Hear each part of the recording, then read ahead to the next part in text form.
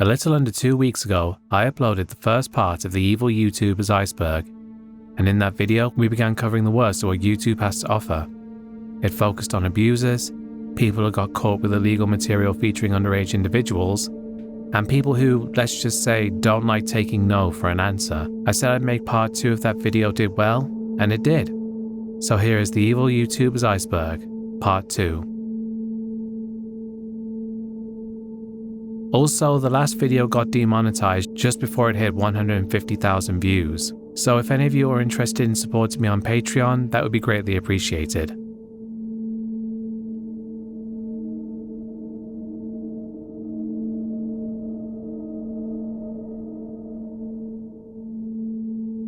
Never talk about your own beliefs. Otherwise, you will be discriminated and censored. Growing on YouTube is not in your hands. It all depends on who is controlling your channel. Naseem Najafi Nagdam was born in Iran, but later moved with her family to Southern California. Online, she reinvented herself as Naseem Sabs, a one-woman production team who shot vegan workout tutorials, Persian language music videos, and protests against animal testing. In 2016, she started mapping every dip in her view count as though it were a personal attack. YouTube's shift in monetization, brought about by the apocalypse tightening of ad rules, cut her earnings to pennies, and she said the company was, quote, filtering her channels. In late March 2018, she recorded a final rant. There is no free speech in a real world, and you will be suppressed for telling the truth, she said. Her father heard the anger and phoned police, warning that she hated YouTube and might go to their offices.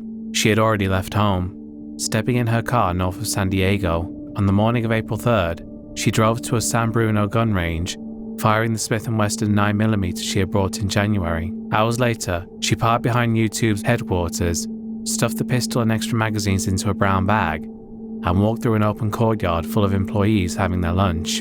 Inside the patio, she opened fire without warning. A 36-year-old man and 2 women, aged 32 and 27, fell bleeding beside cafe tables. Dozens more ran into hallways and hid under desks while alarms echoed. Security footage showed her pacing, then turning on herself before patrol officers reached the scene. Investigators later said she did not know the victims and appeared to be shooting at random. In the following hours, her channels vanished, but fragments survived in news broadcasts. The pastel-painted set, the hand-drawn slogans, and the steady refrain that YouTube had ruined her life. At the very least, the 3 people she shot survived the attack.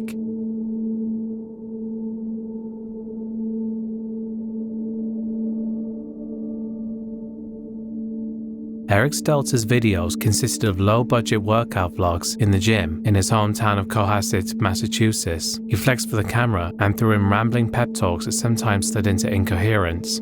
His channel barely even made it past 3 figures in terms of subscribers, but friends noticed the videos growing stranger, quicker cuts, wild-eyed rants about hidden enemies, and in real life this shift was harder to ignore. His family called EMTs on Christmas Day 2018 after he tore up the living room insisting someone was bugging the walls. The medics said he knew his name and the date, so they left without taking him in. 2 days later, the family hired a private intervention team, but they never made it to the house. By the way, Eric was apparently about 6 foot 7 inches tall, around the same size as powerlifters like Brian Shaw and Tom Stoltman, so the idea of someone that size going into a blind rage is truly terrifying. And that's exactly what happened just 2 days after this incident. Stelter had arranged a Tinder meetup with 24-year-old Megan Tapley. She arrived on the night of December 27th and, according to police, barely made it through the doorway before the assault began. Neighbors heard screams, officers forced entry, and found Tapley with deep stab wounds and facial fractures, while Stelter kept swinging the knife. They hit him with tasers multiple times to pull her free. On the ride to South Shore Hospital, his pulse flatlined. Doctors pronounced him dead less than an hour later.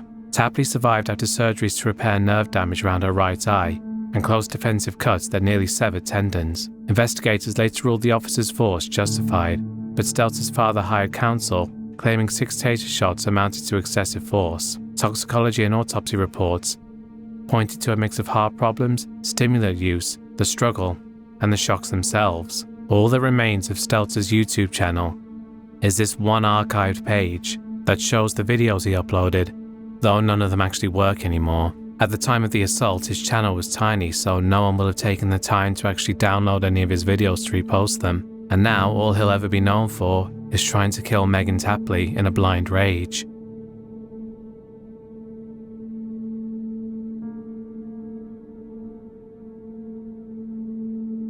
Kelly Stapleton was an at-home mother in rural Benzie County, Michigan, who poured her days into a blog called The Status Woe and a string of YouTube uploads that showed her teenage daughter Izzy's violent autism-related outbursts and the experimental treatments meant to tame them. Viewers saw the bruises on Stapleton's face and appeals for cash to keep a $765 a day therapy program afloat.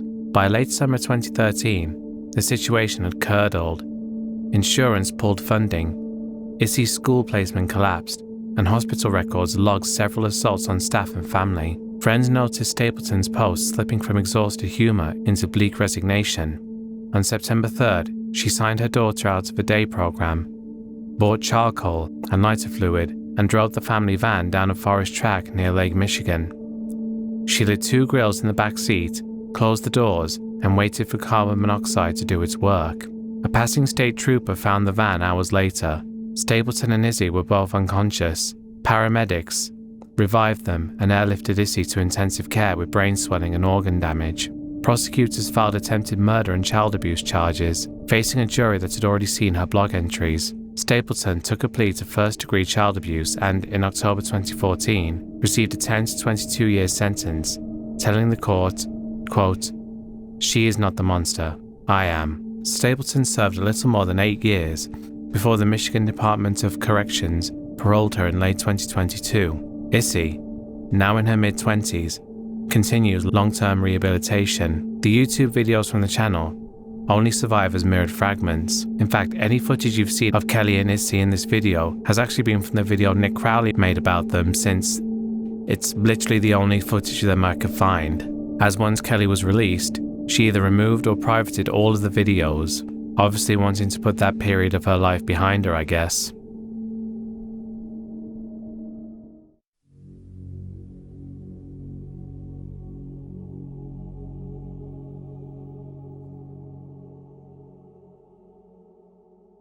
Matthias Ignacio Vera Oyarzo, I have no idea if that's how his name is pronounced, and I honestly don't care, opened his channel Pollution Entertainment in 2014 when he was 10 years old. His subscriber count stayed modest for 4 years, but by 2018, he was chasing shock value. Live stream rants about schoolmates blurred into footage of him baiting the family cat, that he nicknamed Jason Kruger. On December 19, 2018, a video he uploaded 2 weeks earlier resurfaced, showing him violently attacking the cat by picking him up by his tail and throwing him down multiple times, then proceeding to step on him, kick him, and repeatedly hit him with a wooden spoon as the cat tried to escape. Jason Kruger would later die in the veterinary hospital from the injuries caused by Matthias. Another video showed him throwing one of the 2 kittens that he got after Jason Kruger's death into a dirty toilet bowl. Users scraped his address from old vlogs and posted Google Street View screenshots of his house. Chilean TV crews called it the first viral test of the new Ley Cholito cruelty statute, yet police said there was little they could do while the suspect was 15. Death threats and doxing pushed him and his family into temporary hiding, but the channel stayed live until September 29, 2020, when YouTube finally killed it for policy violations. Almost immediately, he slipped back under new throwaway names, 2 of them being Saitam and Arev, which are actually 2 of his names spelled backwards. Each time, he denied remorse and lashed out to critics who tracked his new accounts. Apparently in recent times he has said that he wants to be forgiven for what he did, but nah, fuck him. The guy's an evil little freak who even looks like a weirdo and has a really stupid voice. Hoy voy a hacer un video que no lo voy a llamar unboxing porque ya abrí esta web y yo ya sé cómo va. Y ya lo saqué el paquete. Así que lo pondré como probando mi nuevo micrófono lavalier. Y para los que no sepan qué es un micrófono lavalier, es un micrófono que se pone acá. Y ojo, no va a ser mi nuevo micrófono principal, seguiré haciendo este, pero lo compré para unos videos específicos que quiero hacer, ya que este micrófono sirve para que cuando te muevas no se pierda el audio. O sea, un ejemplo, si yo... Matthias, if you're watching this, go fuck yourself. Also, apparently he's found Jesus and does Bible readings on his channel now. You can pray as much as you want, Matthias. You are 100% going to hell when you die.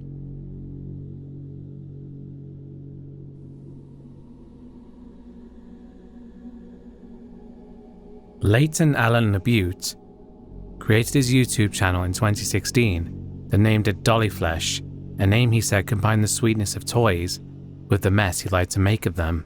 And as you can see, he looked completely ridiculous, particularly his hair. There are many comments out there comparing this hairstyle to a phone, and yeah, they're right. Early uploads were shaky stop-motion shorts, mostly of clay characters being slaughtered and killing each other, because right from the start he was a complete edgelord. People could already tell that this guy was really messed up, but in 2019 he decided to take the shock factor much further. On May 6th, he made a post on Twitter saying he was thinking of buying 3 hamsters. On May 14th, he uploaded a video showing that he had bought 3 hamsters and was just playing with them on his bed, and the very next day, he uploaded a video in which he brutally killed them, amputating, drowning, crushing, and microwaving them. The video was obviously immediately taken down, but he was reported to the police. On May 25, 2020, he was arrested for the killing and abuse of the hamsters. His reasons for killing the hamsters were that he was bored and he found it entertaining. In August 2021, he pleaded guilty to 1 count of animal cruelty and drew an 18-month conditional sentence, 3 years probation, a strict curfew, and a total ban on unsupervised internet access or visits to any store that sells animals or weapons, and he walked out of court wearing an ankle monitor. Officially, he disappeared, but in mid-2024, Reddit users spotted new channels recycling his old gore loops under names like Dusty Flesh and Dolly Flesh Uploads. Whether it's him or copycats is still unclear. Either way, his channel is gone, and I'm just going to end this segment the way I ended it when I spoke about him in my second worst YouTubers video. Get rid of that goofy ass haircut, you sad, pathetic, cringy edgelord loser.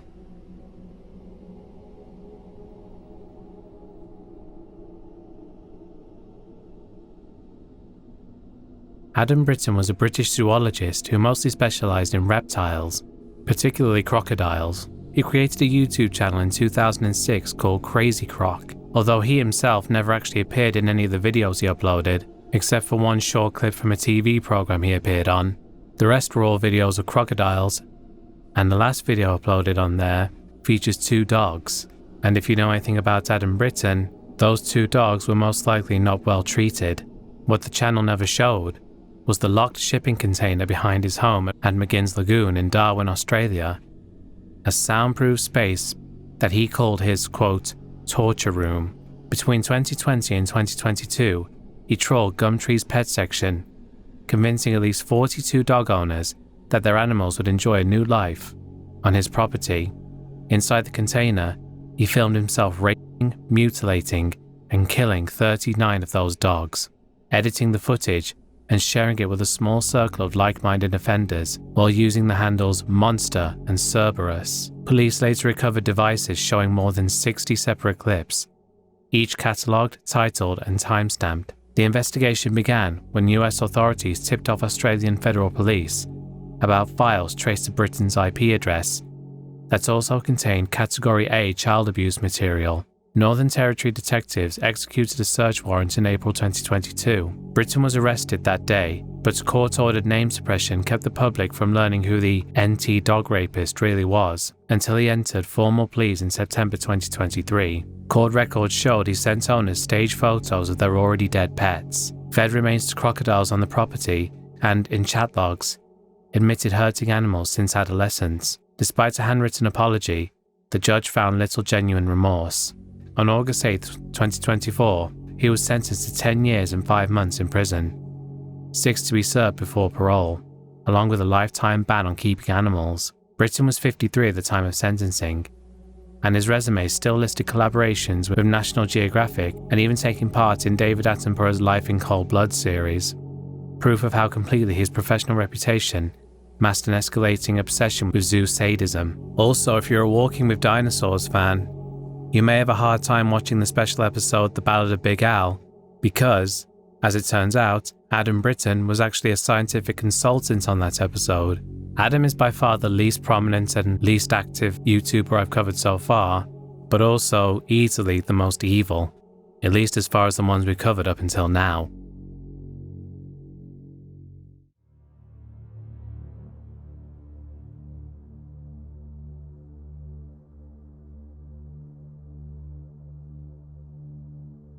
$24.29 here. It's all over. It is all over. The atheists have been defeated. These motherfuckers have been caught on their bullshit. If Vinnovay X is the truth, Vinnovay X shut them down. I'm gonna tell you just how, I'm gonna show you and tell you just how pathetic and ignorant and stupid these atheists are. My God, it's beautiful. They're angry. They have so much rage and hate in them. Look at this. This is so pathetic, I swear to God. Look, 24.29 is back. I'm coming back. Atheists, I'm clowning on these atheists from now on. I was preaching the word of God, Christians, all that. It's over with, man. I want to read this to you. Look at this pathetic atheist. He is so angry, has so much rage in his heart. Anthony Powell created his YouTube channel Tony48219 in 2007 and spent the next 2 years uploading grainy bedroom-lit rant videos. He ranted about religion, evolution, and what he called shameless black women. If y'all know Venom Fang X, you already know his videos. A lot of his videos are the truth. He tells the truth. He speaks the word of God like he's supposed to.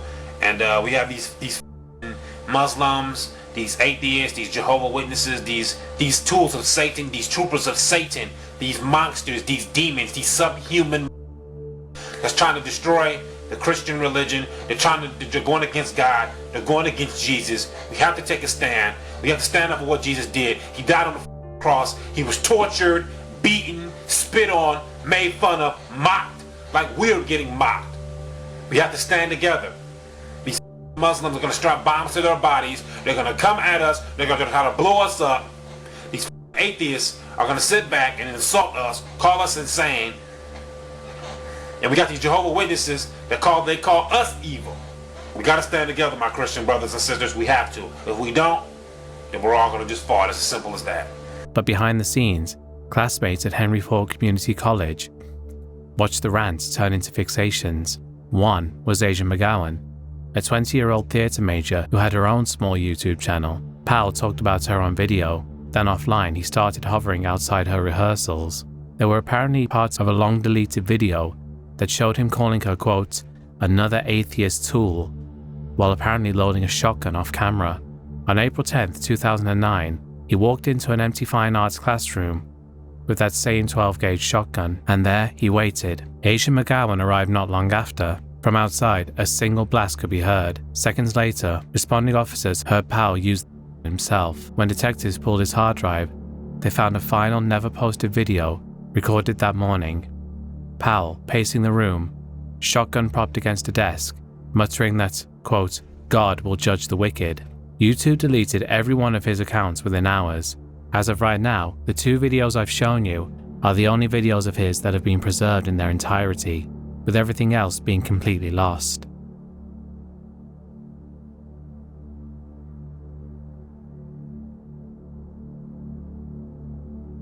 Stars Replay was part of the Russian trash stream scene, letting donations dictate what he'd do on camera. Regular viewers had already seen him pepper spray his partner, Valentina Grigorieva, soak her in cold water, and mock her as tips rolled in. Just before dawn on December 2nd, 2020, during a broadcast from a rented house near Moscow, the abuse escalated. After hitting Grigorieva, he shoved her, barefoot, dressed only in underwear, onto an unheated balcony where temperatures were well below zero. He left her there while chatting with donors, then hauled her motionless body inside, placed her on the sofa, and kept the stream going as he searched for a pulse. Paramedics arrived to a live feed and confirmed she was dead. A forensic report pointed to blunt force head trauma compounded by exposure. Police arrested him on the spot. In April 2021, the Remensky District Court handed him a 6-year prison sentence for grievous bodily harm that led to death and seized his filming gear. On February 8, 2024, an appeals panel said he had, quote, reformed swapped the time he had left for 2 years, 10 months of compulsory labor, and docked 15% of any earnings. 5 months later, the State Duma outlawed trash streams, making the format that fed his rise a criminal enterprise in itself. Replay's channel is long gone, but the clip of him pacing in front of Valentina's body still circulates, evidence of just how far a live chat dare can go when the only rule is to keep the feed alive.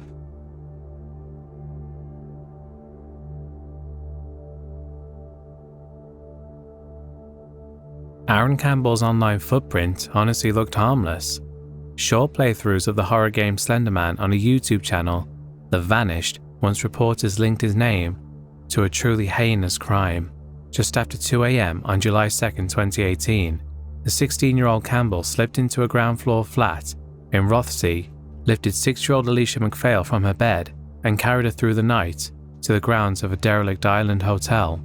Pathologists later logged more than 100 separate injuries, evidence of rape and prolonged violence. DNA on the child's body, a discarded condom, and security footage from his own mother's house closed the case within 48 hours. During the trial, he tried to pin the crime on his victim's teenage step-aunt, but a jury needed only a few hours to convict him. Before sentencing, he told a court psychologist he had felt, quote, quite satisfied with what he had done and had long fantasized about killing, quote, for the experience. On March 22, 2019, the High Court in Glasgow called him cold, callous and dangerous, jailing him for life with a minimum of 27 years, a term trimmed down to 24 on appeal, though nothing else has changed his status as one of Scotland's most despised inmates.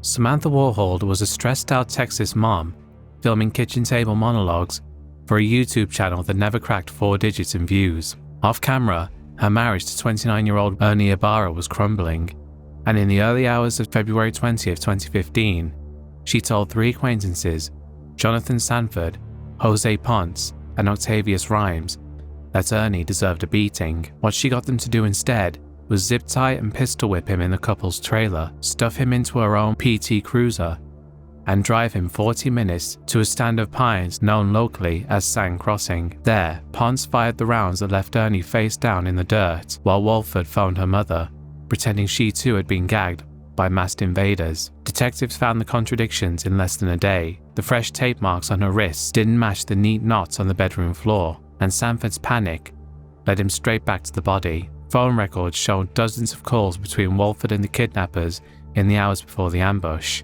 When confronted, she shifted stories, first blaming abusive in-laws, then claiming no knowledge of the men, but the data and blood in her car closed every exit. In March 2017, a Titus County jury gave her 50 years for aggravated kidnapping. 6 months later, a Kent County panel added 99 for murder, the sentences to run one after the other.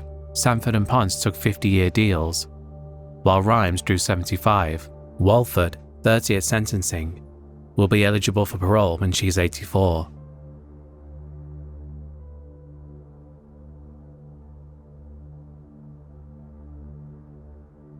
Alyssa Dayvolt's channel consisted of a string of makeup tutorials that barely scraped 1,000 views, the kind of channel that usually disappears into search results before even leaving the first page. In private, she hid 2 pregnancies from everyone in her North Myrtle Beach apartment, delivering alone over the bathroom sink. First, a full-term girl in November 2017, then a boy 13 months later. Each infant was born alive. Pathologists later testified that the second newborn expelled meconium inside the plastic bag that became his coffin, proof that he'd taken breaths before she tied the knot and dropped the bundle in the complex dumpster. The secret cracked only after the second birth left her with a postpartum infection. Emergency room staff saw a fresh placenta, but no baby, and called the police, who dug up ultrasound records she'd ignored and found she'd searched disposal sites from her phone. Confronted, Dayvolt murmured that she'd been scared and panicked, then admitted tossing the newborns with the household trash. When her homicide by child abuse trial opened on October 15, 2020, she simply stayed home. The jury convicted her in her absence. She surrendered the next morning, and 3 weeks later, an Horry County judge handed her 40 years in state prison with no chance of parole. Dayvolt was 32 at sentencing, and a mother to 2 surviving daughters who had never known she was pregnant. I believe I said this in my first Worst YouTubers video when I originally covered Alyssa, but I still think that she is by far the most sick and twisted individual I've ever covered, because it would take a truly heartless individual to kill 2 babies immediately after they were born.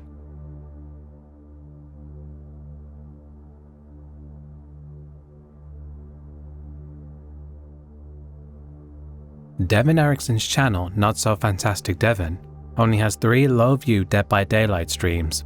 Nothing to hint at what would happen afterwards. At lunch on May 7th, 2019, he and classmate Alec McKinney ducked out to the STEM School Highlands Ranch, cracked open Erickson's mother's gun safe with a crowbar, and stuffed a rifle plus 3 handguns into a guitar case and a backpack. Before heading back, they spray painted his white car with Fuck Society 666 and a pentagram, then torched the interior for effect. They re-entered at 1:53 p.m, slipped into darkened classroom 107 where a movie was playing, and split to opposite doors. Erickson dropped the guitar case, yanked out a Glock and shouted, "Nobody move." 18-year-old Kendrick Castillo lunged first. The gun fired 4 times, killing Castillo and wounding 2 others before jamming. While McKinney kept shooting across the room, students Joshua Jones and Brendan Bialy wrestled Erickson to the floor and held him until deputies swarmed the hallway. 8 classmates were injured in the crossfire. A Douglas County jury convicted Erickson on 46 counts in 2021. 3 months later, Judge Teresa Slade labeled the crime, quote, "so heinous and so far-reaching that the mandatory life term wasn't enough." She tacked on 1,282 additional years without parole, so it's definitely safe to say that Devin won't be coming back to YouTube anytime soon.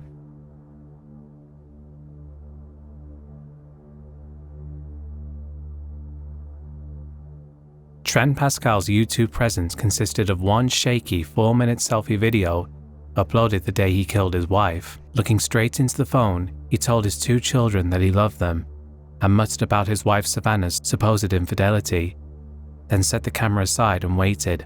I'm recording this because I want my daughter to know that I love you, Mackenzie Pascal. I'm so sorry that I've done this. I want you to know that you mean everything to me. And William, I love you too. Love you so much. I love you like you're my own. I didn't choose this. Your mom chose this. She's been cheating on me for a long time. I have audio of her talking to other guys. I didn't do nothing wrong to her. When we first got together, I told her, "You're too young for me." There's an 18-year-old difference in her age, and I knew she was kind of too young, but I didn't. She's been playing me for a fool. I told her not to mess with me, not to mess with my emotions. Don't play with me. I got an audio where she was calling a guy yesterday on her way to get her eyelashes done, and she said, "Hey, baby," and he goes, "Hey," and I was like, "That's not my voice. Why is she calling somebody else baby?" Then she started talking about a dream and everything, and she had with them too about sex and everything. I put everything into this relationship. I have done nothing to your mom. I've never hit her. I've never hurt her. I've never called her names. A couple of times when I got really mad, I would say a bad word or something, but I've done everything I can. I haven't done anything wrong. I'm like, why me? On October 22nd, 2020, Savannah and her mother walked back into the couple's Lamarck, Texas home. Pascal had been hiding in the master bedroom shower with a Glock. He jumped out and shot the 30-year-old twice in the abdomen while her mother fled. He sped off, was cornered hours later in Harris County, refused to drop his gun, and took a deputy's round through the abdomen before surrendering. Doctors patched him up, and the judge still granted bond, so long as he wore a GPS ankle monitor. 6 months later, on April 13th, 2021, he left the tracker charging at his mother's house, pulled a knife on a Houston car salesman during a test drive, and vanished in the stolen car. U.S. Marshals spend the next 9 months tracking dead ends. U.S. Marshals spend the next 9 months tracking dead leads. The murder case in Galveston County sat on hold. On New Year's Eve 2021, a tip placed him in an RV at Holiday Travel Park at Holiday Travel Park near Ocala, Florida. Deputies tapped on the door and a single shot sounded inside. They waited, breached, and found him beside 2 pistols. He never faced trial, but the confession video still surfaces in search results, a final monologue recorded minutes before he robbed his children of their mother.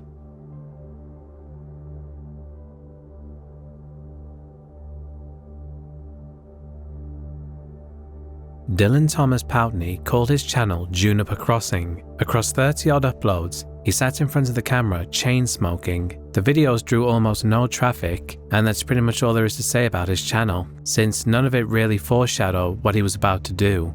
On the morning of March 15th, 2021, he left class at Christ the King High School in Leduc, Alberta, then burst back in with a kitchen knife, stabbing 17-year-old Jennifer Winkler 5 times in the neck and shoulder as her classmates froze. She bled out before an air ambulance could reach Edmonton. Hours later, sitting in an interview room, Poutney filmed himself on a cell phone and said, quote, "I murdered somebody in front of a bunch of kids."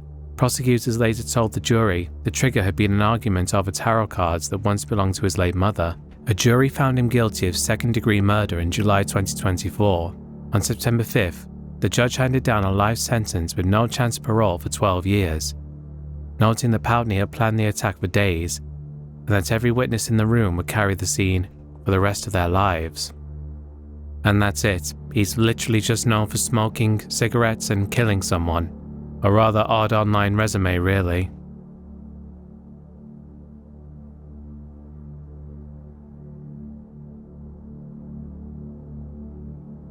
Daniel Sancho presented himself online as a laid-back Spanish chef on his YouTube channel, Puro Disfrute. Away from the camera, he flew to Thailand's Koh Phangan in late July 2023 to meet 44-year-old Colombian plastic surgeon Edwin Arrieta, a man he had befriended on social media. Prosecutors said an argument in bungalow number 13 ended with Arrieta beaten to death. Sancho then used newly bought knives and garbage bags to cut the body into 17 pieces and scatter the parcels across landfill sites and the Gulf of Thailand. Trash collectors found a pelvis and intestines in a fertilizer sack, and CCTV caught Sancho buying bleach, rubber gloves, and the blaze the night before the killing. Thai police traced the rental scooter in the footage, brought him in, and within hours, he admitted the dismemberment while insisting it was self-defense. On August 2024, the Koh Samui Provincial Court convicted him of premeditated murder, concealment of a corpse, and property destruction, commuting an initial death sentence to life in prison because he had cooperated, and ordering him to pay 4.4 million baht to the victim's family. Now 31, Sancho is serving that term at Bang Kwang. In March 2025, his defense team filed an appeal that, as of this video, is still pending.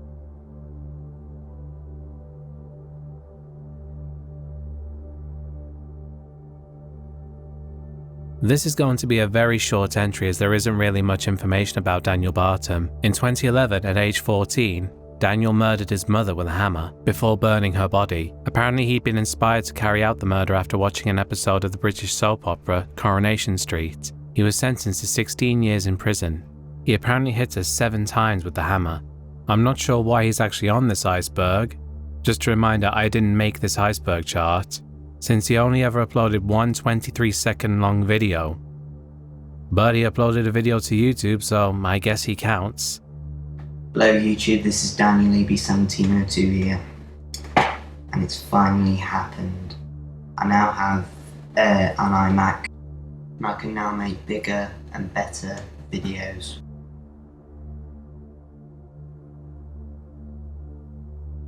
Yanis Parakakis ran a forgotten channel called Yanis Parakakis 1, which nowadays only has a handful of Qigong videos and has barely 200 subscribers. On the afternoon of July 2nd, 2019, the 27-year-old father of 2 was cruising rural Crete when he spotted Suzanne Eaton, a 59-year-old American molecular biologist who was out for a jog. Prosecutors say that he swerved twice, knocked her unconscious, shoved her into his trunk, and drove to an abandoned Second World War bunker cut into a hillside. Inside the concrete maze, he raped her and left her face down under debris. An autopsy later showed she died of asphyxiation. For 6 days, the island searched while Parakakis carried on as if nothing had happened. Cavers finally discovered Eaton's body on July 8th, and tire track analysis led detectives to Giannis. Confronted, he described the assault in clinical detail and reenacted his route for investigators. A court sentenced him on October 13, 2020, to life for murder, plus 13 years for rape and 4 months for weapons possession. Just to make things worse, during Giannis' trial, 5 other women took to the stand and accused him of also trying to run them over as well. And apparently the only thing that stopped them from also being his victims was that there were witnesses nearby. If that weren't the case, Giannis' body count would have been considerably higher.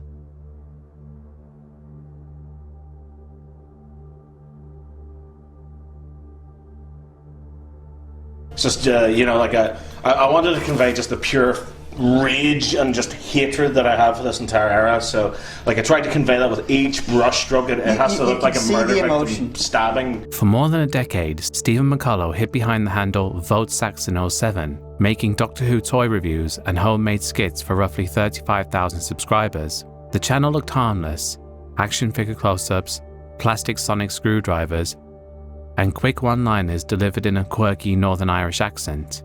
No one watching suspected how carefully he would later weaponize his own production skills. On the night of December 18, 2022, McCullough's girlfriend, Natalie McNally, 15 weeks pregnant with their child, was stabbed and beaten inside her home in Lurgan. McCullough told detectives he spent the entire evening live streaming a 6-hour Grand Theft Auto session titled Violent Night Christmas Live Gaming Stream, and even pointed them to the footage on YouTube. Police saw what the audience saw. It took cybercrime analysts to show that the quote live gameplay had been recorded days earlier, then scheduled to roll automatically while McCullough was off camera. He had muted the chat, blamed technical gremlins, and scattered cryptic lines through the video, at one point muttering, "Abso Natalie." Yeah, that's physics.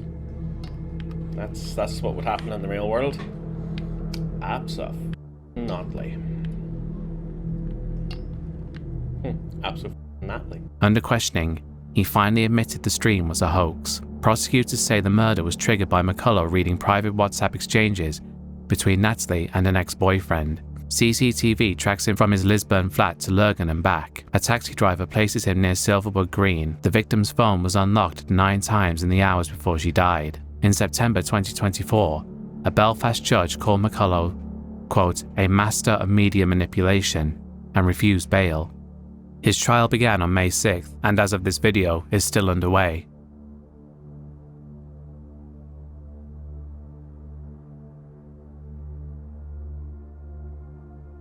Ash Sharman's channel presented itself as a laid-back self-help corner of YouTube, with vlogs about sensual energy and breathwork, enough to pull in roughly 68,000 subscribers who called him, quote, the Zen Gigolo. Off-camera, he was Akshaya Kubiak, a former male escort from Showtime's Gigolos, whose public persona, which included shirtless poses and talk of healing crystals, felt worlds away from what happened inside his Las Vegas home on the morning of July 16, 2020. Paramedics answering his 911 call found 29-year-old fitness trainer Harleen Dulai on the bedroom floor, face battered, throat bruised, and candle wax hardened in her hair. She had been beaten and strangled. A chipped tooth fragment also turned up in her stomach. Kubiak told officers he and Dulai had taken psychedelic mushrooms, prayed, then watched Avatar.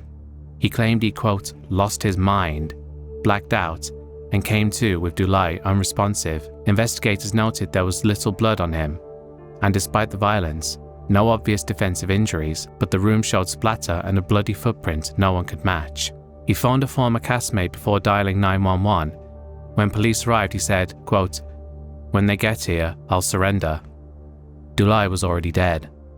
The coroner ruled homicide by blunt force trauma and strangulation as a contributing factor. In 2021, he pleaded guilty to voluntary manslaughter and mayhem, a deal sparing Dulai's family a full trial, and drew an 8 to 20-year sentence in Nevada's high desert prison system, with parole possible in 2028. Paramount Plus and Discovery Plus have since unpacked the killing in Sin City Gigolo and Deadly Influence, replaying police body cam clips where Kubiak mutters about the struggle while the camera lingers on blood-spattered carpets. His channel is still up to this day, but the comments have all been disabled.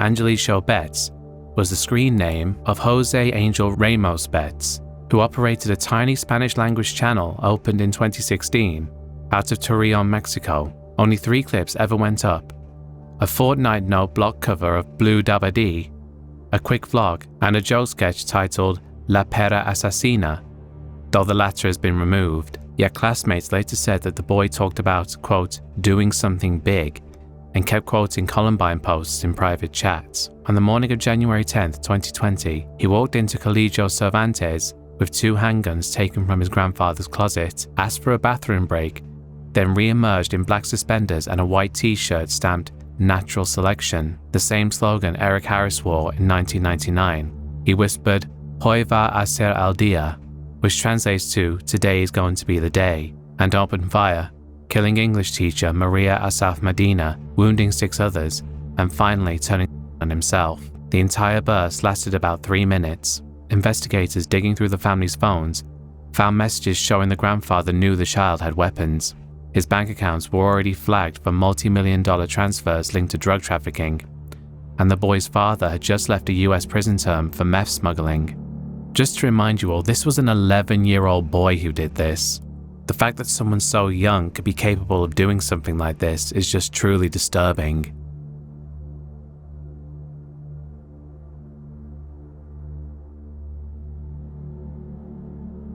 Triple Jointed TV was a fairly unremarkable channel. It just consisted of videos posted by a Cleveland Cavaliers fan that showed him bowling, fishing with his nephew, and celebrating the Cavaliers' 2016 NBA championship. The man behind the channel was Stephen William Stevens, a child behavior vocational specialist who, as stated before, lived in Cleveland, Ohio. Certainly not the type of man who you'd expect to commit any kind of heinous crime. Yet that's exactly what happened. On Easter Sunday 2017, Stevens found 74-year-old Robert Godwin Sr. walking home from lunch and forced him to repeat the name of Stevens' ex-girlfriend, Joy Lane. He said, quote, "She's why this is about to happen to you," then fired once and posted the clip to Facebook. Minutes later, he uploaded another phone video bragging about, quote, "Easter Day slaughter," and claiming 13 bodies, a figure police never verified. The footage stayed online for nearly 2 hours, while a 5-state dragnet formed around a man now tagged by press as the Facebook killer. 2 days on the run ended at a McDonald's in Erie, Pennsylvania. Drive-thru staff recognized him, shorted his fries to stall for time, and called 911. State troopers boxed in his white Fusion on Buffalo Road. As they closed in, he raised the same handgun and took. Stevens' channel is still up, with all the videos still viewable and the comments still enabled. It's so crazy to think that a man who posted harmless videos of him bowling and going fishing with his young nephew could possibly be capable of committing such a heinous act on a completely innocent man who he didn't even know.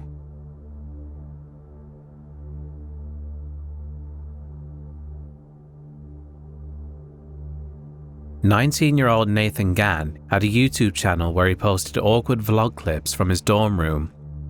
Viewers saw a self-described computer geek. Off camera, he was arranging a killing with his younger sister, Bree Hansen. Just after noon on July 19, 2007, Gann crept into the family's San Diego split-level house, dressed head to toe in black. Hansen lured their stepfather, criminal defense lawyer Timothy McNeil, downstairs. Zip ties went around McNeil's wrists, then Hansen's, to sell the illusion of a robbery that never was. When McNeil broke loose, he recognized the eyes behind the mask and begged, quote, "Why are you doing this, Nathan?" Gann opened fire, 4 rounds from their late mother's .357 revolver, the last shattering the back of McNeil's skull. He peeled off the Goodwill-bought clothes, dumped the gun, and drove 8 hours back to Arizona, while Hansen staged a frantic 911 call. Detectives spotted the seams in her story within hours. A relative reported that Hansen had slipped up and called the masked gunman Nathan. By dawn the next day, Gann was in cuffs, whose soil still stuck to his boots. 2 juries convicted the siblings of first-degree murder in 2009. Hansen received life without parole. Gann drew 25 to life and filed appeals that went nowhere. Considering this took place in 2007, Nathan is in fact one of the very first YouTube killers, though he's often forgotten compared to the high-profile cases that came after him.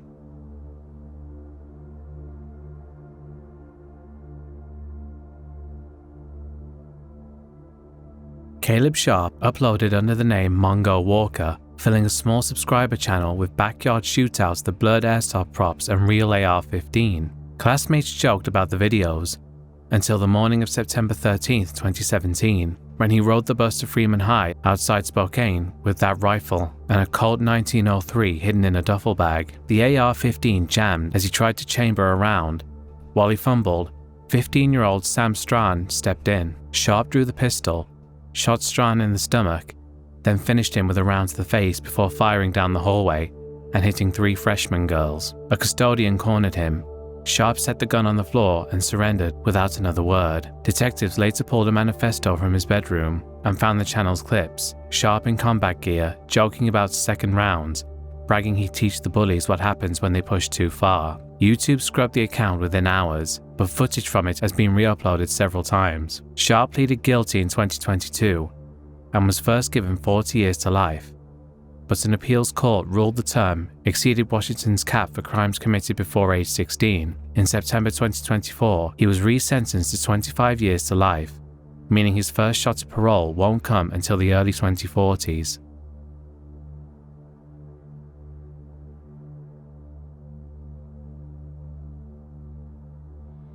Semi Lee Williams roams South Florida with a weather-beaten Android and a YouTube channel called Semi17. His uploads were shaky phone cam monologues. One shot aboard a tri-rail carriage where he swore police had planted, quote, implants in his eyes, and said cyclists shadowed him wherever he went. Basically, he was a crazy homeless guy. And his channel apparently had over 1,000 videos. On the evening of November 15th, 2021, 14-year-old Ryan Rogers pedaled along Central Boulevard in Palm Beach Gardens. Detectives later traced Williams to the same stretch of road. Rogers was found the next morning under the I-95 overpass with multiple stab wounds to his head and face. Miami officers arrested Williams 2 weeks later. Inside his backpack, they discovered a bandana soaked with the boy's blood, and DNA from headphones dropped at the scene tied him even tighter to the killing. A follow-up video he posted hours after the attack complained that people rode past him on bikes and claimed he had been assaulted the night before. Charged with first-degree murder, Williams was bounced between competent evaluations until doctors declared him fit for court. In December 2024, a judge ruled the state cannot seek the death penalty because tests confirmed an intellectual disability. His repeatedly delayed trial is now scheduled for sometime in 2025. As of now, he remains in Palm Beach County's main detention center, and his channel is gone. And as I said, there was apparently over 1,000 videos on there before YouTube terminated it.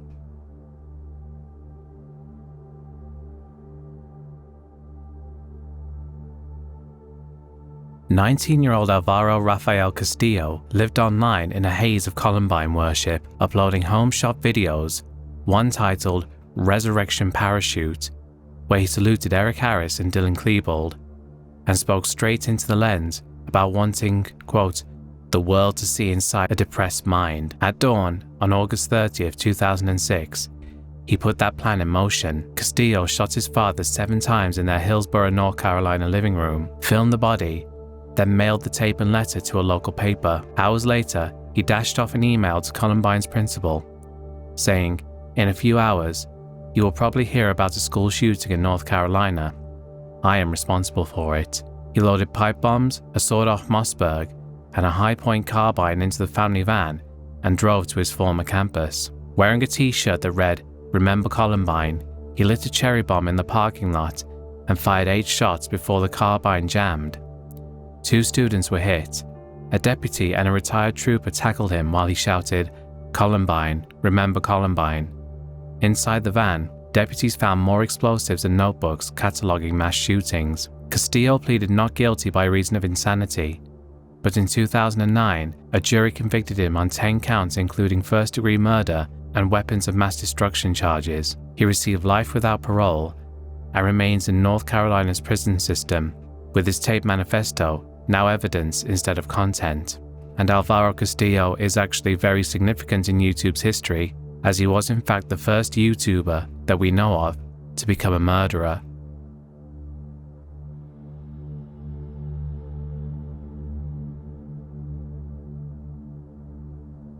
Austin Howroff called himself A. Frost on a small YouTube channel where most uploads were monologues and rough rap tracks recorded in 2016. The clip showed a lean, excitable 19-year-old rattling off workout tips and talking about inner strength, but friends later said his behavior had turned erratic in the weeks before the event which made him infamous. Late on August 15, 2016, after storming out of a family dinner in Chester, Florida, Hauroff wandered into the garage of John Stevens III and Michelle Michonne Stevens.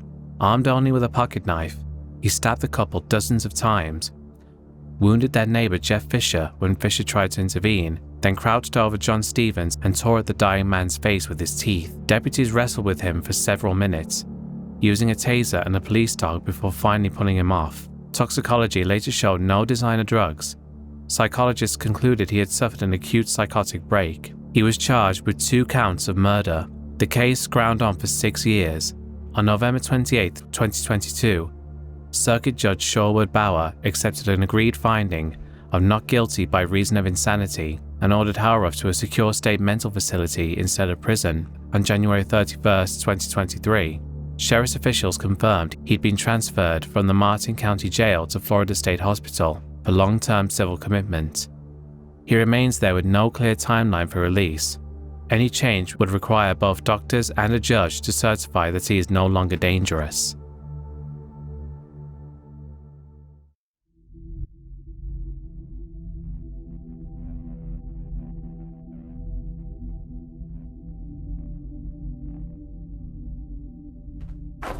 Oh, how you doing, everyone? It's Mr. Anime, or you can call me Trey. You can call me the guy that does the video game reviews, or you can call me the guy that does all the gun stuff now. What I have here today to show you is a High Point. Now, for those of you that are familiar with High Point, you might have a very low opinion of them, or you might have a high opinion of them. I think they're pretty decent, especially for the price. I have here a very classic 995. It shoots 9mm rounds. 10-round magazine comes standard with it, and you can also buy an optional 15-round magazine. But you know, I like really big clips, so I wish it came with like a 50. Trey Eric Sessler spent 6 years carving out a niche on his YouTube channel, Lenscap Productions, as Mr. Anime, pushing out anime reviews, low-budget action shorts, and gun-heavy skits filmed around his parents' house in Waller, Texas. Late in December 2011, he uploaded a jarring 60-second clip called Mr. Anime is Planning Something. Well, hi everybody, it's Mr. Anime here, and I'm recording on my MacBook's web camera, and my MacBook's from like 4 years ago, so the web camera's not that great, so you'll have to bear with me. This is just an update video to let you guys know that I'm going to reward myself with probably a 2 or 3 week break coming up here from YouTube videos, anime reviews in particular. I might do some blog stuff. I want to thank you guys a lot for sticking with me and watching the channel. I got more subscribers than ever. I have more views than ever, and everything is going really good. So I'll probably be putting out some blog videos, like I said, and I hope you enjoy those blog videos. I hope you definitely enjoy those. And the Google AdSense thing has been going great, and I really appreciate you guys clicking on my page. Well, I won't say it, but you guys know what to do. And I'll see you with some blog videos. Thanks for watching my channel. The video never named the project, but his friends later told police they had started to worry about how often Trey's on-camera jokes about mass shootings blurred into real conversations about outdoing Columbine.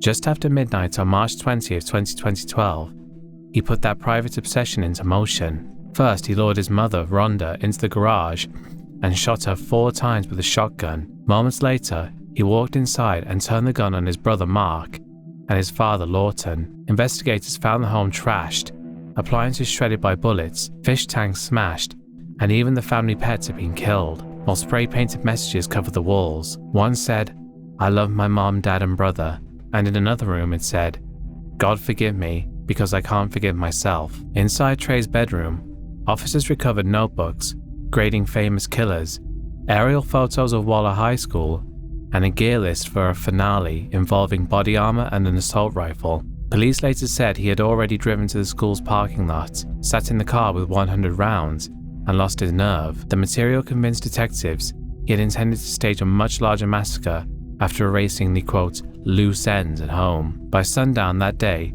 deputies, tipped off by relatives who couldn't reach the family, had found the bodies. A statewide alert went out. Officers caught Sessler without a struggle outside a friend's house in nearby Magnolia around 9:30 p.m. He'd already confessed what he'd done to that friend and chose to hand himself in. In interviews, he admitted to the killings and said he wanted to spare the family the shame of the headlines he'd planned next. Facing an airtight capital murder case, the 23-year-old Trey took a deal in August 2012. 3 life terms with no possibility of parole instead of a death penalty trial. Today, he sits in the Terrell unit south of Houston while his channel has been taken down and his videos only survive as a few re-uploads on YouTube, though his entire catalogue can be found on archive.org. While he is known for being one of YouTube's first anime reviewers, he's far more notorious for being one of YouTube's most infamous killers.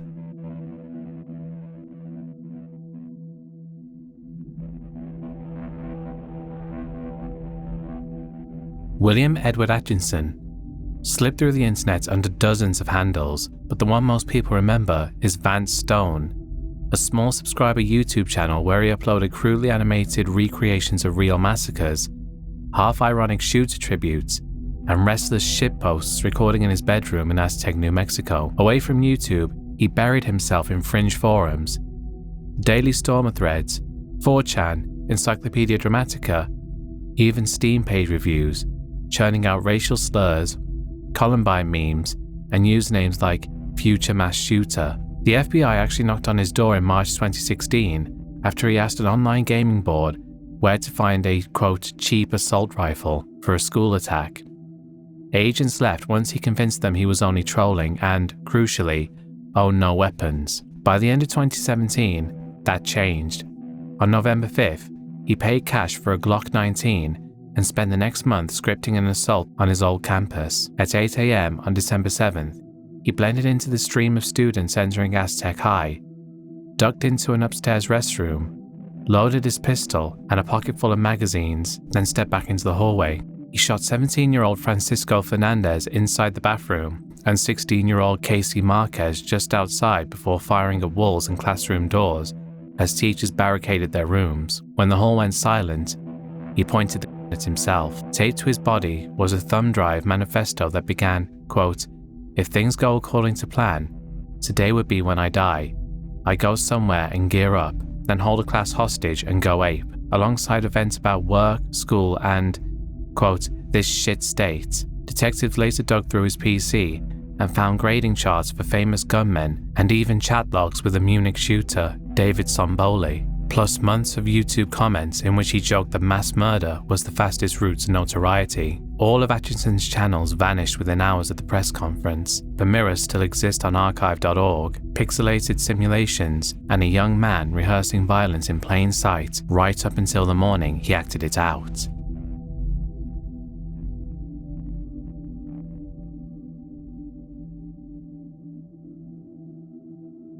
Vladislav Rosolyakov opened his YouTube account Big Slims when he was 14. The only clip he ever uploaded was a jittery Minecraft match. He stumbled over the menu, grumbled about his mouse, joked he might suffocate in water, and signed off in embarrassment. By the time he turned 18, Rosolyakov had grown inward and fascinated by guns. In September 2018, he paid for a hunting course certificate, secured a license, and bought a 12-gauge shotgun along with 150 shells, cash he apparently saved from odd jobs around Kerch. 2 weeks later, he fashioned a nail bomb in his bedroom and mapped a route through his college's main building. Just before noon on October 17, 2018, he walked into Kerch Polytechnic in a white t-shirt, black gloves, and combat boots, left the bomb in the cafeteria, and started upstairs. The blast tore through the lunch line. Moments later, he opened fire in the halls, shooting monitors, door locks, and anyone who tried to flee. CCTV later showed him pausing on a staircase to reload, with chilling calm.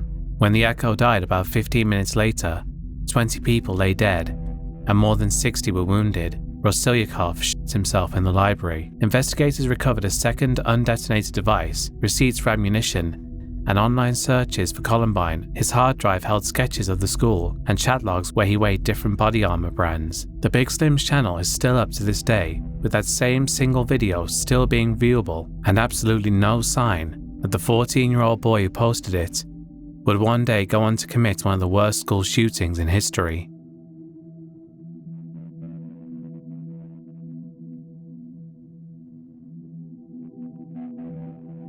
Scott Paul Beerley spent evenings recording rant videos on his webcam, uploading them under the name Scott Carnifex. The videos were bare-bones rants. He sneered that women who dated black men were whores, and mused that promiscuous women deserved crucifixion. YouTube eventually pulled all of his videos, but mirrors still circulate, with his monotone voice cutting against the bile in his words. Offline, Beerley's contempt kept leaking into real life. Florida State University police arrested him in 2012 after 2 students said he grabbed their backsides in a dining hall. A similar incident happened in 2016 at a poolside, and the campus banned him outright. The pattern followed him into the classroom. While working as a substitute teacher in Volusia County, he was fired in May 2018 for touching a teenage girl near her chest, then blacklisted from substitute teaching altogether. That summer, he bought a 9mm Glock and spent the next 3 months mapping a target he had Googled dozens of times. Hot Yoga, Tallahassee. At 5:37 p.m. on November 2nd, 2018, he walked into the studio, closed the glass door behind him, and opened fire. 21-year-old Maura Binkley and 61-year-old Dr. Nancy Van Vessem were killed. 5 others were hit or pistol-whipped before the gun jammed long enough for students to swing a vacuum and broom at him. Beerley then turned the gun on himself. Detectives later outlined a timeline showing months of searches for yoga paired with violent fantasies, journal entries about retribution, and a purchase receipt for the handgun dated July 23, 2018. They also confirmed an earlier tip to the FBI that never turned into a case file. With Beerley dead, prosecutors had no one to charge. What's left of his time online now is a handful of screen-captured tirades, a lonely man rehearsing violence for years, then carrying the script onto a studio floor crowded with innocent women.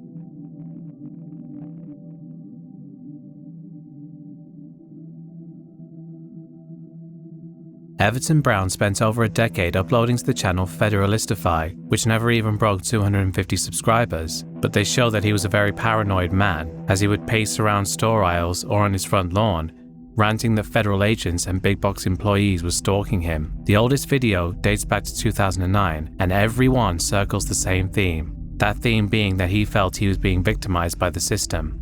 Neighbors in Woodlawn, Maryland, heard those accusations long before they ever saw the channel.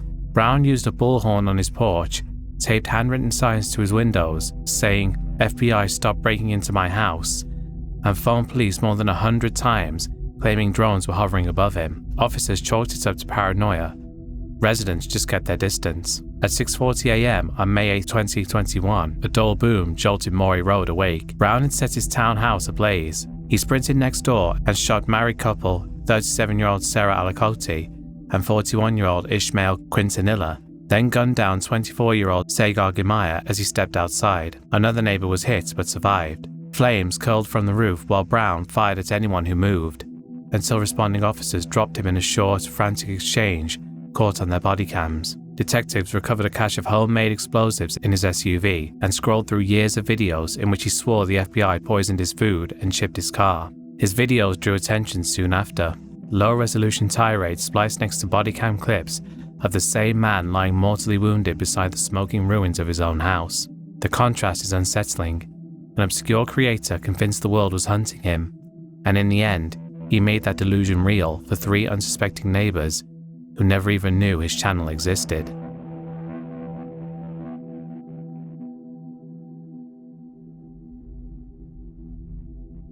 George Sidini's channel is still sitting on YouTube under the handle MOSB46PGH, and it holds exactly 2 videos. The first, How George Pittsburgh Lives, uploaded on February 29, 2008, shows him wandering through his house, pointing out the size of it, the DVD collection, and a bedroom he hopes will impress a, quote, nice young girl. 4 months later, on June 23, 2008, he posted Hide from Emotion. In that one, he stands in his basement and admits he has no idea how to connect with anyone. It is easy for me to hide from my emotions for one more day. Take a long drive in the car, listen to some music, daydream, or just do some mundane task around the house that really doesn't need to be done, that's not too important. And there you go, one more day, and one more day turns into one more year. Now, RDS says that I have approximately maybe 15 more years to be successful at this. And when I heard that, I wanted to continue immediately to start moving on this. I didn't realize I had that much time. So my objective is to be real and to learn to be emotional and to be able to emotionally connect with people. Because when I'm 10 to 20 years older than she is, she has to feel good about this thing. And the only way around that, is to work on this, and perhaps STEM exercises or forgiveness exercises as per Hay or whatever else. I'm going to post this and see what comes back. Both videos are short, shot on a cheap camcorder, and they're still a click away for anyone who searches the channel name. Off camera, he was keeping a web diary, 4,600 words that tracked 9 months of sexual frustration and a plan he called his, quote, exit. The entries count each year since he last had a girlfriend, list 2 Glock 9mm and a .45 revolver he bought online, and circle early August on the calendar with the note, total effort needed. At 8:15 p.m. on August 4, 2009, Sudini walked into the women's Latin dance class at the LA Fitness in Collier Township, Pennsylvania. He flicked the light switch, pulled the Glocks from a duffel bag, and fired 52 rounds in the dark. Heidi Overmeyer, Elizabeth Gannon, and Jodie Billingsley were killed. 9 other women were wounded. He ended it with a single shot from the .45. Detectives later found that he had made 2 dry runs to the club earlier that day, test fired 500 rounds in the week before, and scheduled a post to publish on his site after the attack that read simply, "Death Lives." The blog was scrubbed within hours, but the 2 YouTube videos remain online.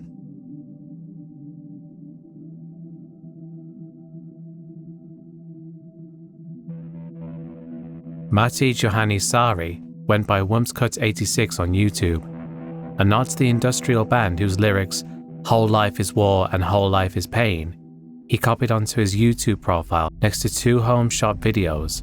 Both clips show the 22-year-old hospitality student in black leather emptying a Walther P22 at the local range. One, posted 5 days before he carried out his plan, ends with him pointing the pistol at the lens and saying in English, "You will die next."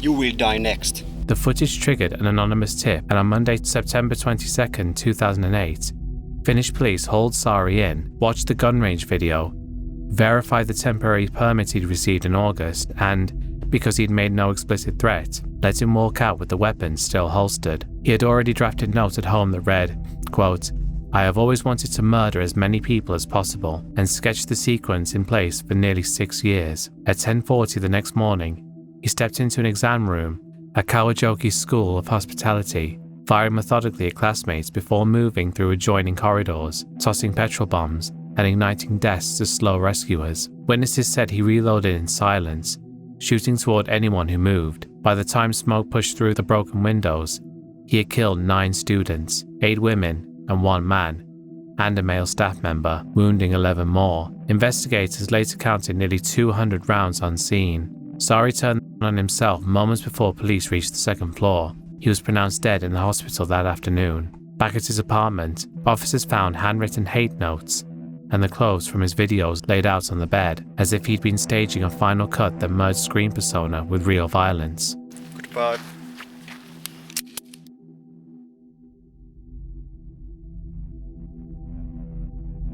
Jared Lee Loughner created Clattertub 10 in October 2010, where he dropped 5 text-only videos. All of them were simply text on different coloured screens, spiraling through grammar conspiracies, homemade monetary systems, and various other crazy things that end with Loughner declaring himself as, quote, the mind controller. In the last 2 uploads, posted on the 14th and 15th of December 2010, he warns that anyone who calls him a terrorist is committing, quote, ad hominem, and insists that the US government enslaved citizens through language. Politico later confirmed investigators were poring over the same batch of videos, describing them as, quote, apocalyptic.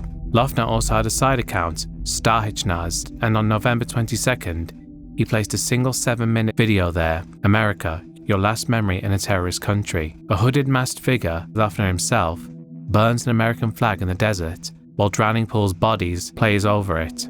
The Washington Post noted the imagery and the video's ominous title hours after what came next. Offline, trouble escalated just as the channels went live. Pima County College suspended Loeffner on October 4, 2010 after a string of classroom outbursts. Rather than see the required mental health clearance, he withdrew. 2 weeks later, he bought a Glock 19 and a 33-round magazine from Sportsman's Warehouse. At 10 a.m. on January 8, 2011, he walked into Representative Gabrielle Gifford's Congress on Your Corner event outside a Tucson Safeway and emptied 31 rounds before bystanders tackled him while he reloaded. 6 people died, among them federal judge John Roll and 9-year-old Christina Taylor Greene, and 13, including Giffords, were wounded. Loeffner pleaded guilty to 19 federal counts in 2012 and is serving life at the Federal Medical Center in Rochester. The digital trail he left is still only a search away. There's 5 static videos under Class It Up, and of course his infamous flag-burning performance on Stagenads.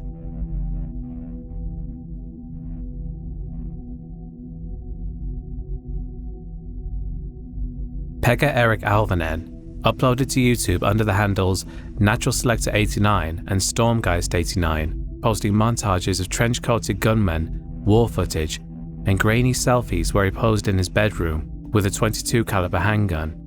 The clips were stitched together with industrial rock, namely KMFDM's Stray Bullet, thumping over captions about, quote, natural selection and, quote, total war against humanity. One file package he left online ran longer than the videos, a manifesto that split people into critical thinkers and the weak, and placed himself in the role of the executioner.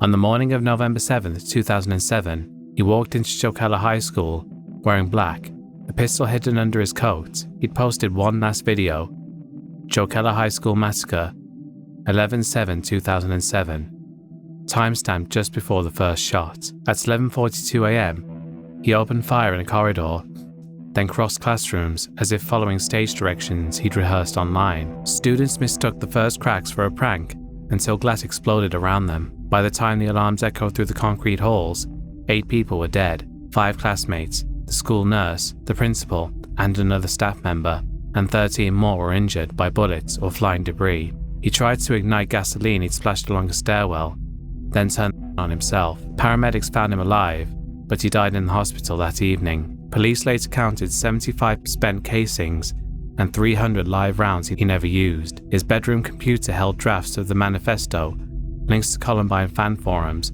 and playlists of previous school shootings played at half speed. The Natural Selector 89 channel was already gone by that point, and YouTube terminated the Stormgeist 89 channel within hours, but various re-uploads have appeared on the internet since then. Interestingly, Pekka had apparently been in contact with the Amazing Atheist before then, mostly about their conflicting views on, quote, social Darwinism. After the shooting, the Amazing Atheist posted a video in which he stated that he had warned people about Pekka, but that no one had listened. The YouTube user, formerly known as Natural Selector 89, and also as Sturmgeist 89, decided to go on a little killing spree down in Finland and shoot up his classmates a little bit. Now, I warned you guys that these social Darwinist kids who idolized Eric Harris and Dylan Klebold were dangerous, and I got the videos right there to prove it. I warned you. I went specifically head-to-head with this very kid who committed this act. I made videos directed exactly at him. My video, Natural Selector, is a subpar human, directed right at the man or the boy who would eventually, on this very day, become another mass murderer in the tradition of the people that you have allowed him to. Right before he went on his shooting rampage, he sent me an IM that said, I apologize for all the past hostilities between us. And I thought to myself at the time, well, that's very nice. I don't know where it's coming from. I don't know why you're suddenly apologizing to me, but thank you. And I guess he was apologizing because he knew he was going to be dead. And also, I could kind of already see people blaming me to some extent, which is, utterly ridiculous, trying to say that because I was mean to him, it forced him to this act. This guy was always talking about this shit, and I think really after his girlfriend left him, after that I think he lost it, and he just decided he was gonna live out his little testosterone fantasy. The really sad thing is that he felt bad for even arguing with me. I mean, he felt bad about our arguments. So that shows you that he can look back upon his actions with regret. And we shouldn't turn him into a monster, and we shouldn't turn him into a hero. We need to think of him as exactly what he was, a pathetic fucking teenager who didn't know that what he was doing was wrong, who had no idea about right or wrong at the time, who was just too fucked up to understand the consequences of his actions in any real way.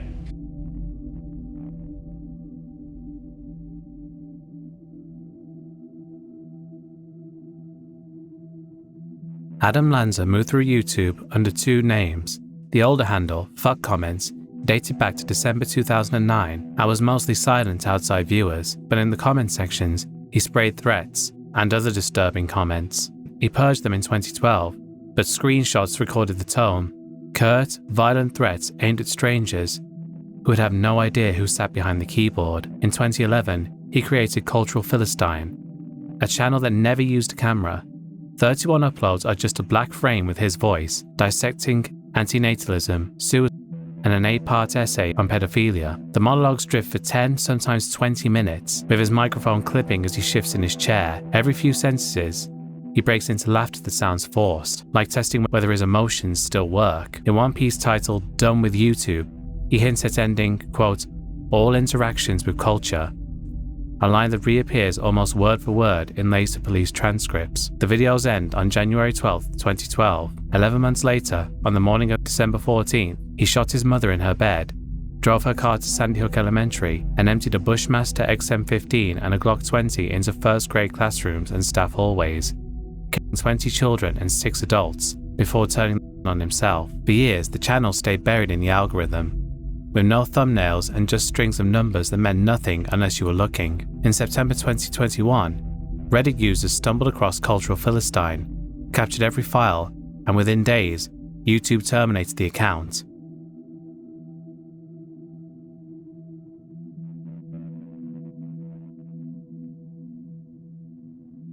The vast majority of you watching this probably didn't even know that Jared Miller actually had a YouTube channel, but going through his videos, you can tell that this man clearly wasn't all there. Hey everybody out there on YouTube, thanks for watching my video. I have an issue I need to talk about here. Picked up this magazine, well my wife picked up this magazine because I'm on house arrest for selling marijuana. I know I'm such a big evil person, right? Check this out. This is quite disturbing. This is drones. Are they watching you? This is a whole magazine on drones.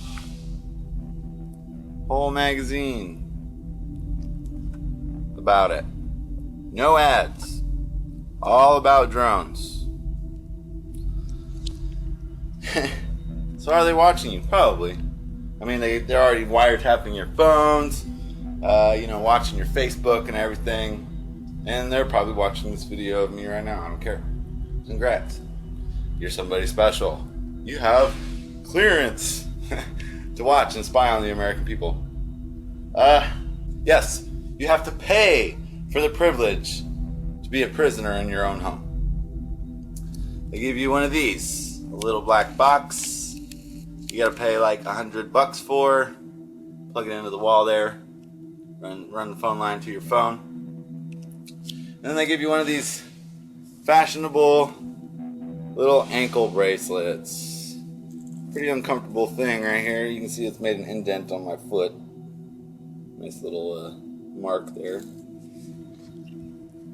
And all this in my own home. I gotta pay $9 a day for it.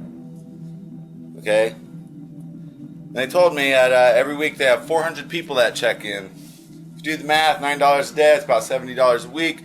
Comes to about $28,000 a week in revenue they're bringing in from people on house arrest. You do even further math, that's over 100 grand a month. And that's just the minimum is $9 a day. There's people out there on GPS units. They're paying $14 a day. There's people out there paying $18 a day. They're making all this money. Half the people, I guarantee you, over half the people on house arrest are there for drugs. And then, here's my front window here. You can look out my front window.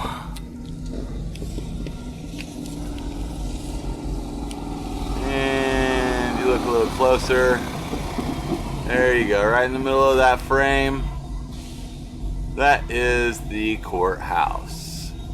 It's a beautiful building, even though it is a monument to authoritarianism. It's just a big concrete building, big thing, a building that people have to go to, or else they go to jail. You gotta go get your marriage license. You gotta go get gun permits. Whatever it is, you have to go down to that big stone structure, monument to tyranny, and submit, crawling and groveling on your hands and knees. Oh, give me permission to do this. Give me permission to do that. I don't know. Sounds a little like Nazi Germany to me, or maybe communist Russia. Where are your papers? Do you have the authority to be here? Do you have the right to be here? Where are you going? Where are you coming from? Who's in your car with you? Can I search your car? Can I stick my finger up your butt? No? Oh, that's probable cause. You probably got drugs up there. Because that's what they're doing now. They're, just sticking fingers up people's butts. Looking for drugs. Big, scary drugs. Really, people? It's time to wake up. This is getting ridiculous. In another video, he's sitting shirtless in his living room, crying while talking to his wife about coming to visit him while he's in prison. I just want you to know I love you so much, and I hope that you will come visit me in jail. I'll still put you on the visitors list. I hope you can get over your thing. Come visit me on Sunday. It would mean the world to me. I don't think my family will, and I know your family's not going to. I just wish they could understand and see the things that we see what's going on. I wish we didn't have to go do this stuff. I wish the world was perfect and we could just, live happily without all this crap. But that's not the way it is. We're just gonna tough it out, We love each other and that's all that matters. And, before you know it, I'll be back out and I'll be back in your arms. I'm just gonna miss you so much, baby. I love you with all my heart. Every night I'm gonna lay there and I'm gonna pretend you're laying next to me. And I pray to God that this Sunday's not the last time I ever see you again. I swear to God, they better not fucking do this shit while I'm in jail. I'm pretty sure they won't. I'm pretty sure it's not happening that fast, but I have confidence I'll see you again, baby. And if I don't, remember, I'll always love you no where I'm at. I love you so much, baby.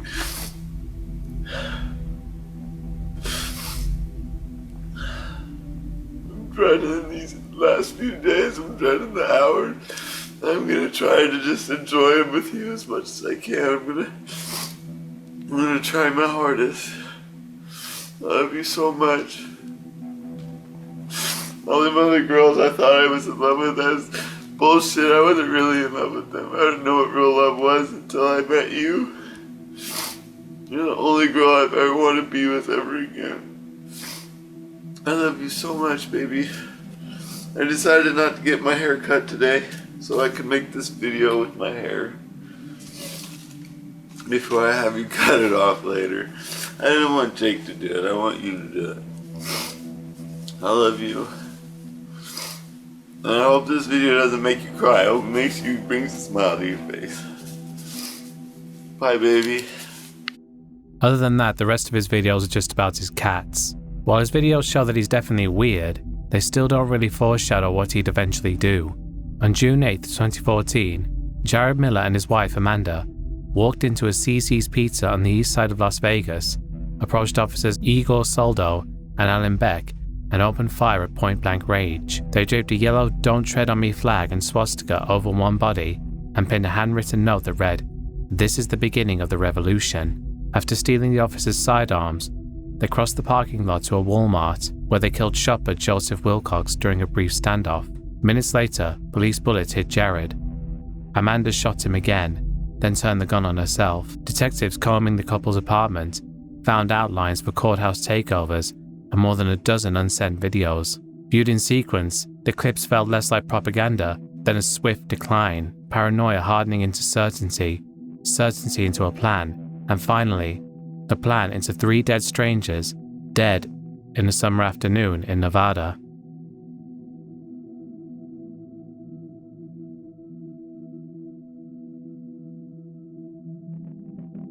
Jake Davison called himself Professor Waffle on YouTube, as if the self-deprecation might soften what followed. The handful of vlogs he posted in early 2021 were shot in his bedroom on a static webcam, with monologues that drifted from weightlifting brags to bleak confessions about being, quote, defeated by life. Don't have any willpower to do anything anymore.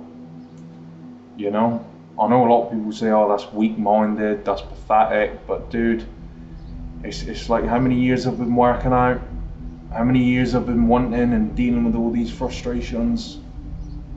You know, it's like I was doing a session just now. I was thinking, what am I doing this for? What the fuck? You know, how long have I been doing this for? Has it changed my life? No. Do I feel any better anymore? No.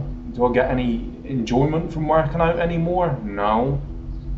Do I get any good feeling after, you know, that natural high anymore? No. Do I look any better? Well, I mean, I guess if that looks better to you, if that looks better to you, you know, when I was 16, 17, 18, I had that passion, you know, and I should have used that passion to get lean, but no, like an idiot, I was thinking, oh, let's lift heavy, you know, I should have thought, right, let's get lean, let's get ripped first, but no, I didn't, and now I can't, I'm so beaten down and defeated by life. That drive that I once had, that's gone now. It's gone, it's literally gone. Like, I don't have the power anymore. I don't have that willpower anymore. I can't sit there and force myself to be like, right, let's do this. You know, we'll work towards, we'll keep going, yes. You know, muscle through it, you know, like, I just can't do that anymore. Call me a bitch, call me weak, call me whatever. I can't do it anymore. I cannot do it. I can't seem to be like, right, it's just like, you know, because I've been there and I've done that. You know, I've done that and it amounted to nothing. He spewed incel jargon, black pill, chads, an obsession with facial symmetry. Each upload ended with a sigh, a click and silence. Yet the views crawled towards 5 figures, and the comment section filled with users urging him to, quote, keep fighting. In late July, he filmed what became the last entry, still in the same chair, this time wearing a New York Giants shirt, comparing himself to a Terminator that, quote, can't be stopped, but keeps moving anyway. The line wasn't delivered with bravado. It sounded like bad news he'd already accepted. It's like in the Terminator, right? You know, fate is nothing. You know, the whole premise of the Terminator movies is that, you know, everything's rigged against you. There's no hope for humanity. You know, we're on the brink of extinction. You know, these machines are unstoppable, killing machines that can't be beaten, can't be outsmarted. But yet, humanity still tries to fight to the end. And I know it's a movie, but I like to think sometimes, you know, I'm a Terminator or something. And despite you know, reaching almost total system failure, he keeps trying to accomplish his mission, you know. But anyway, see you guys later. 19 days later, just after 6 p.m, on August 12, 2021, Davison used the pump-action shotgun the police had recently returned to him to shoot his mother Maxine in their Plymouth home. He walked into the street and killed 3-year-old Sophie Martin, her father Lee, dog walker Stephen Washington, and artist Kate Shepard. 2 neighbors survived gunfire through a front door. The whole rampage lasted about 6 minutes before he turned the weapon on himself. Investigators pieced together why a man reported for assault in 2020 had his firearm seized, then handed back 5 weeks later before the killings. An inquest heard of paperwork shortcuts, an overworked licensing unit, and a risk assessment that marked him, quote, low threat. On his computer, they found nearly 1 million files, dozens of them echoing the same fatalism he'd voiced on YouTube. YouTube terminated Professor Waffle within hours of the news breaking.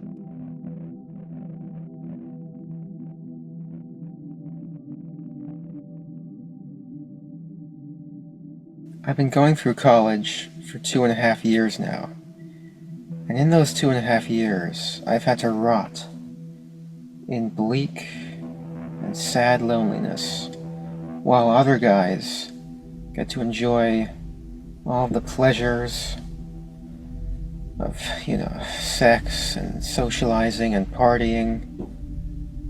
I've never had a taste of that, because no girls give me a chance. No girl at my college has ever expressed any interest in me. I mean, you give a chance to all these stupid, obnoxious guys that I see you walking with, but you don't give a chance to me. Why not? I'm such a magnificent guy. I'm beautiful. You can't deny that. I've traveled all over the world. I have so much to talk about. I'm civilized, intelligent, sophisticated. I have a sense of style. And yet you girls don't see it. And every single day, I have to be insulted by the sight of all these lesser men walking around with beautiful girls. I see so many couples where the guy is just so unworthy of having a beautiful girlfriend like that, and yet they're together. He has her love, and I've never had any of that love and affection from girls. Why do you girls give those guys a chance, but not me? I deserve it more. It's not fair. Every single day I have to be insulted by the sight of guys enjoying girls while I'm all alone. We had to get to him eventually. It's time to talk about quite possibly the most vain, narcissistic, entitled, and honestly one of the most pathetic YouTubers ever. Elliot Rodger filmed most of his monologues inside a black BMW. His channel carried nearly a dozen entries. He called himself the Supreme Gentleman, complained that women looked past him, and spun long theories about cosmic injustice between bursts of very obviously rehearsed laughter. Friends flagged at least one clip to his mother. She called deputies to check on him a month before the attack, but the officers never watched the videos, found him polite, and left. Minutes before sunset on May 23, 2014, he uploaded one last time. In the 7-minute video titled Elliot Rodger's Retribution, he promised to punish all the girls for a lifetime of rejection. I will punish all of you for it.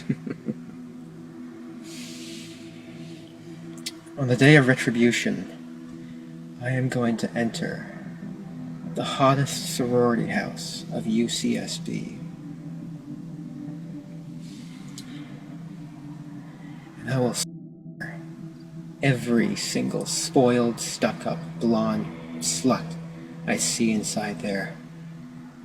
All those girls that I've desired so much, they would have all rejected me and looked down upon me as an inferior man if I ever made a sexual advance towards them.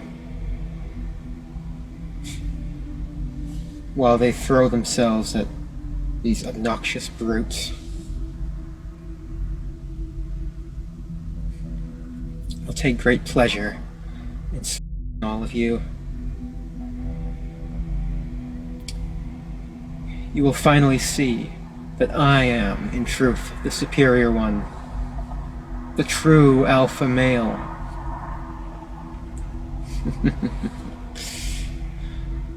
Yes.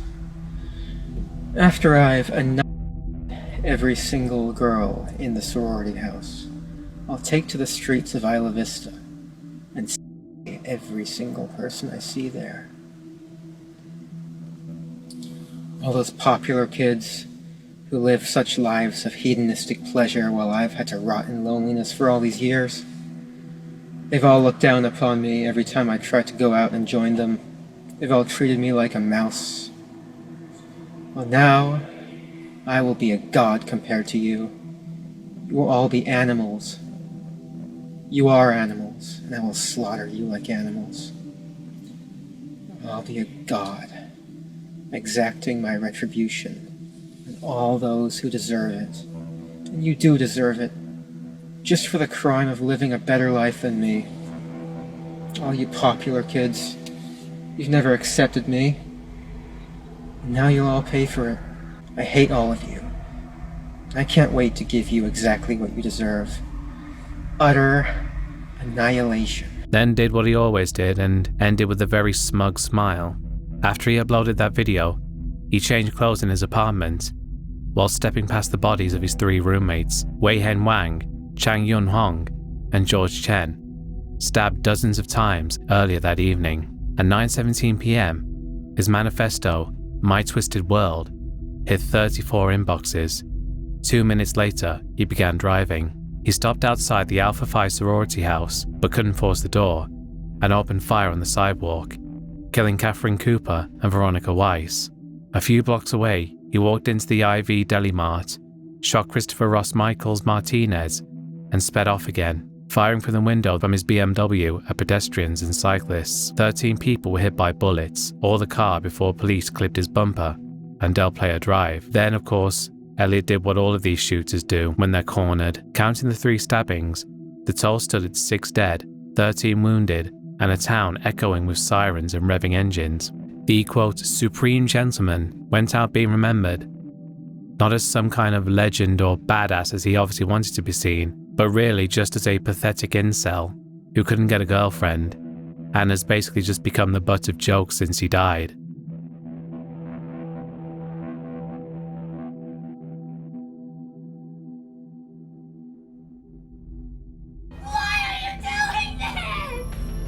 Because she told me to. Randy Stair spent a decade trying to build some kind of audience on YouTube. On his first channel, Pioneers Productions, he would upload various unfunny comedy sketches featuring children's toys as characters, and somehow managed to do several videos with Made Me Bad 35, a YouTuber with over 1 million subscribers. Then in 2014, he went insane and created a new persona, Andrew Blaze. He filled his channel with crude animations for Ember's Ghost Squad, a fantasy cult led by Ember McLean from Danny Phantom. In journals, he insisted Ember wanted him to kill and promised the murders would open a portal where his, quote, female soul could live inside the cartoon world he drew on his bedroom walls. And he decided that the place where he would carry out Ember's will would be at his place of work. Just before 1 a.m. on June 7, 2017, he wheeled pallets against every exit at Weiss Market in Eaton Township, pulled 2 pistol-grip shotguns from a duffel, and walked the aisles he'd stocked for 7 years. He shot night manager Brian Hayes, customer service clerk Victoria Brong, and custodian Terry Lee Sterling. One co-worker slipped past a barricade and sprinted out of the store, while the police made their way there. You can probably guess what Randy did before they had a chance to get there. Basically, they didn't have a chance to bring him to justice. And this is where I stopped the whole narrator thing. I'll be honest with you, most of the entries on this iceberg I've covered before, so for all of those entries, it was my second time talking about them. Randy, on the other hand, is someone I have covered twice before, so this is my third time talking about him. I talked about him all the way back in my first Lost Media video, and all the way back in my first Worst YouTubers video, and after having now covered him 3 times, I'm just going to come out and say it.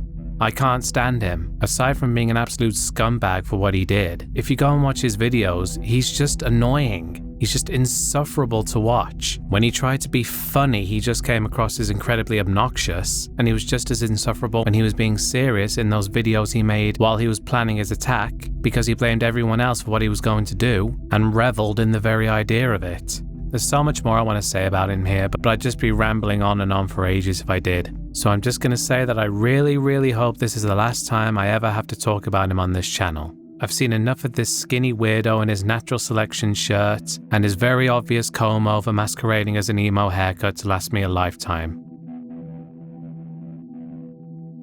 And that's the end of this very long video, folks. I must say I honestly want to do more iceberg videos, and I found a few charts that have caught my interest.